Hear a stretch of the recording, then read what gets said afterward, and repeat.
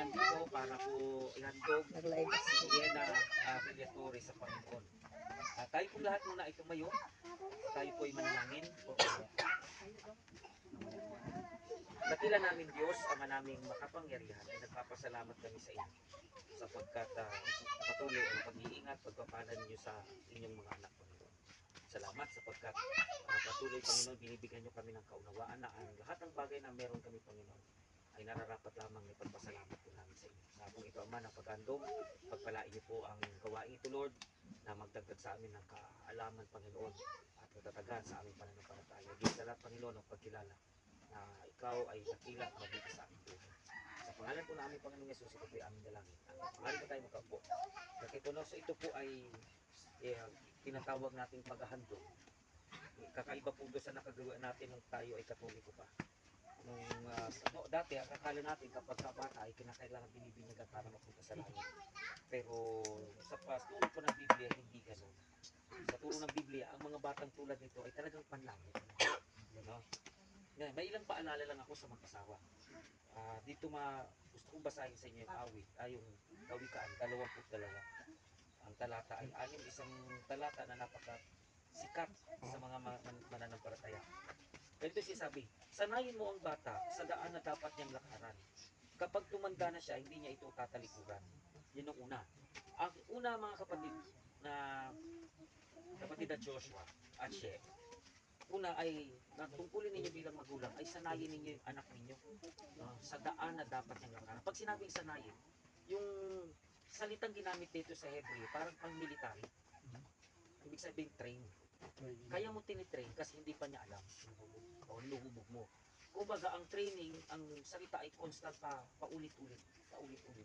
Paulit-ulit mo siyang gagawin. Ano yung paulit-ulit niyang mong ituturo? Yung mga bagay na dapat niyang gawin. Halimbawa, pananalangin. Isasama mo siya. Kahit hindi siya marunong mag-pray, isasama lagi siya sa prayer time. Yung pagsisimba, kahit hindi niya naintindihan yung service, isama siya sa mga bata para ma-instill, mailagay sa kanyang isip at sa kanyang puso, ito yung dapat yung gawin. Isa pa, yung pagsasalita ng ayos, ituturo talaga yan, paulit-ulit. Yun yung word na sanayin yung bata sa daang dapat niyang lakaran. Kasi mayroon sila kanya-kanya yung mga bata may gusto siyang gawin mag-isa. Tulad niya, pag pinabayaan mo yung bata sa lupa, kahit anong madapot niya, nilalagay niya sa bibig. Pero kapag sasanayin mo siya na, huwag mong gawin yan, basta paulit-ulit, malalaman yan, matatandaan yan. So, ang unang responsibility ay sanayin yung bata sa dapat niyang maging buhay. No? Pagdating daw ng pagtanda, ang resulta, pagdating ng pagtanda, hindi niya ito malilimutan. Ibig sabihin, babalik-balikan niya. Meron siyang reference. Kumbaga, meron siyang batayan kung ano ang magiging mali at ano ang naging tama. Kung nakasanayan niya. Ngayon, ang papasok dyan, kapatid, yung inyong dedication sa anak ninyo. Naalala ko nung panganay kong anak, gabi-gabi talaga kinukwentuhan ko ng Bible story. Pero meron din naman kaming TV, may DVD, may mga ganon. Pero hanggat maaari, ginagawa ko, gabi-gabi kinukwentuhan ko yan. Pag sobrang pagod ko na, yung Bible story na David, nahahaluan ko ng Dragon Balls. Anong ginagawa ng anak ko, tinatapik ako, hindi, si David ang kalaban niya, hindi si San Goku. So later on, nalaman ng anak ko, doon ko nasugat, pasensya ka na, inaantok na ako. Doon ko, sabi ko, anak, pwede bang ikaw ang magkwento kay daddy? So yung anak ko, at the age of 3, nakaya niyang ikwento yung David and Goliath. Pero gabi-gabi yun. Iisang kwento paulit-ulit, isang leksyon paulit-ulit. Kasi kapag kang bata, hindi naman nila agad matatanda yung isang bagay na mabilis na yun. Kailangan ng paulit-ulit na pagsasanay. So yung pananalangin, paulit-ulit. Isama nyo sa panalangin. Yung pagsisimba, paulit-ulit. Ang bata na sinanay mo sa tamang daan ng buhay. Pag lumaki yan, mga kapatid, hindi natin sinasabi na hindi naharap sa pagsubok. Magkakaroon niya ng testings, magkakaroon niya ng pressure, lalo na kung binubuli na siya. Pero ang kagandahan lang, kapag nasanay ang bata sa buhay na dapat niyang gawin bilang anak ninyo, hindi niya kakalimutan yung payo ninyo. No, yan ang una ninyong responsibility. Ikalawang responsibility ay matatagpuan doon sa awit 127. No? Ganito yung sinasabi ng salita ng Panginoon. 127. Sabi niya ganito. Narito ang mga bata ay pangmanang sa Panginoon nagmula. Ang bunga ng sinapupunan ay isang gantimpala. So si Yena ay blessing galing sa Diyos. Pero ito yung responsibility. Gaya ng mga palasyo sa kamay ng mandirigma, ay ang mga anak sa panahon ng pagkabata. Alam niyo, isang bagay ang nilarawan sa batang palaso. Pero hindi maitalalayo na merong humahawak ng pana at palaso. Yun yung mga magulang. Nung yung bata daw, pag meron kang, yung bahay mo ay may bata, karangalan ng pamilya. Pero, alam niyo ba na ang palaso, hindi pwedeng masayang. Sa digmaan, hindi ginagamit ang palaso para kung paano lang. Ginagamit sa isang mamamana, sa isang archer, importante yung bawat palaso. So, hindi mo pwedeng sabihin na gagamitin mo lang yung palaso para lang mamana. Hindi. Pag panahon ng digmaan, ang bawat palaso ay napakahalaga. So, sinasabi dito, pangalawang responsibilidad ay pahalagahan niya yung anak ninyo. Pahalagahan niyo. Sa pagpapahalaga, kinakailangan mo, may bahay-bahay yan yung lalagyan ng palaso. Kailangan yung bahay niyo, maramdaman niyang tahanan na. Kailangan maging tahanan yung bahay. Yung bang, mas pipiliin nila na nasa loob ng bahay kaysa sa labas ng bahay. Meron kaming inalagaan na taga Mindoro. High schooler na siya. Sabi ko, lumabas ka nga, makipaglaro ka sa kaibigan mo, mamasya kayo, gumala kayo ng mga kaibigan mo. Tigala rin siya. Pag nakita kami nila sa plaza, iiwanan niya yung mga kasama niya. Sabi ko, pumunta ka doon. Ayaw, lumayo-layo ka naman sa amin. Pero sa totoo lang, doon pala, pwedeng ang bahay ay maging bahay lang. Pero kailangan pag magulang kayo, responsibilidad ninyo na kung ang bata ay palaso, kailangan yung quiver niya, yung lalagyan niya, yung bahay, maramdaman yung tahanan niya na babalik-balik niya. So, maganda yung bata, maparamdam sa bata. Hindi kailangan magandang bahay. Kailangan ng magulang na mapagmahal, mapag-aruga, marunong makipag-usap. Ang mga bata, ang gusto ng mga bata, hanggang lumalaki sila, kinakausap sila, nilalambing sila. Tandaan ninyo, ako ay 51 anyos na. Ang mga anak ko ngayon, maniwala kayo sa hindi, yung anak ko ay 22 anyos na. Lalaki, malaki talaga. Mas malaki pa kay Brother Wani. Mas matangkad pa. Mas malaki pang katawan. Pero ako yung tangkay. Pero alam niyo, kahit pag umaalis yan, hahalik pa yan sa akin. Pagbabalik yan, hahalik yan sa akin. Lahat ng mga anak ko din. Malayasin ko yan. Binatanayan na pag sinabi ko na, anong oras na ito, umuwi ka na. Hindi yan uuwi talaga. Alam niyo, pag wala silang activity sa bahay, sa labas, nandun na sila sa kwarto nila. Sabi ko, lumayas kayo para may buhay naman kayo. Lalo na yung pangalawa ko, meron silang isang bagay na binabalik-balik sa bahay. Yung pakikipag-usap ng magulang, pagmamahal ng magulang, pag-aaruga ng magulang. Kaya, responsibilidad ninyo na yung si Yena, yung bahay ninyo ay maging tahanan niya. So, una, kailangan ay sanayin ninyo ang anak ninyo. Pangalawa, pahalagahan ninyo ang anak ninyo. Pangatlo, bigyan direksyon ng anak ninyo. Yung palaso, pag ikaw ay nasa gera, yung pinapana talaga ng may direksyon. Ang layo ng pana ay nakadepende sa pagbatak ng mamamana. So, ang magulang, ang unang dapat nangangarap sa anak.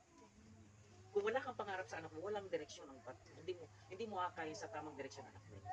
So, kayong mga magulang, kayo ang unang mag-express sa anak ninyo na may pangarap kayo na siya ay magtagumpay sa buhay. Yung anak ko, sabi ng anak ko, gusto ko maging architect. Okay, sige. Sige, mag-architect ka. Gusto ko din maging civil engineer. Gusto ko din ganito, agriculture engineer. Pag pinag-usapan magkano ang gastos, natural malaki. Sabi ko ganoon. Sige, mangarap kayo. Pangarap ko yun para sa inyo. Pag hindi naramdaman ng anak na ako nangangarap din sa kanila, mawawala sila ng anak. Pero pag nangarap ang magulang para sa anak, yun na nagpapakita ng direksyon na gusto pala ako ng magulang kong magtagumpay sa buhay. Kahit gaano kahirap, huwag kayo mawawala ng pangarap para sa anak. Hanggat buhay ang mga magulang nangangarap, yung mga anak lumalakas ang loob. Kaya wag kang yung iba kasi yung dati yung mga matatanda pagka-graduate mo ng high school mo, pwede ka na mag-hilera. Diba ganun ang mga matatanda na rin eh. Hindi sa totoo lang. May nakatulong na ako sa paglalaba. Yun ang isip eh. Sa hirap ng buhay, diba? Sa hirap ng buhay. Pero kung ikaw na magulang, naranasan mo na yung hirap, hindi ka ba mangangarap sa anak mo ng mas magandang buhay? Kaya responsibilidad yun. No, una, sanayin mo yung anak ninyo na mamuhay sa dapat mo yung ipamuhay bilang Kristiyano pamilya. Pangalawa, pangalagaan mo ninyo yung anak ninyo, yung bahay ninyo dapat maging tahanan niya. Pangatlo, bigyan niyo siya ng direksyon. Kayo ba ay sumasang-ayon, nangangako ba kayo sa harap ng mga saksi at sa harap ng Panginoon na ito inyong gagampanan ng buong sikap? Sa mga ninang at ninong, actually, ang tawag niya sa ligan, kayo po ay witnesses. Pero sa Pilipino, kayo po ay tumatayong ninong o ikalawang mga magulang. Ang pagiging ikalawang magulang ay napakagandang pagpapala. Kasi naniniwala sila na hindi lang may pera kayo, kundi may payo kayo. Kasi minsan yung batayan ng pagkuha ng ninong ng mga iba, pera na eh. Pero yung iba, payo. Alam nila, yung confidence sila na itong mga taong ito, bibigyan ng anak ko, hindi ng pera, ng payo. Sabi ko sa church ng linggo, mga magulang, sabi ko sa church, ulitin ko ngayon, huwag niyong iwanan ang anak ninyo ng pera. Huwag. Pag iniwanan yung anak niyo ng magandang buhay lang, ng pera lang, pwede siya mapahamak. Bigyan ninyo ng tamang pamumuhay. So mabuti na pumili kayo ng mga ninong at ninong, hindi talaga magbibigay unang-una ng pera, kundi payo at buhay. Sa mga ikalawang magulang, mga ninong at ninang, handa ba kayong magbigay ng mabuting payo at aruga sa inyong inaanak? Okay. Tayo pong lahat ay tumayo at tayo po'y mananalangin. Oo. Pero kung may kailangan pera, ibigay. Kakalimutan. Tayo pong gulong ng walang pera.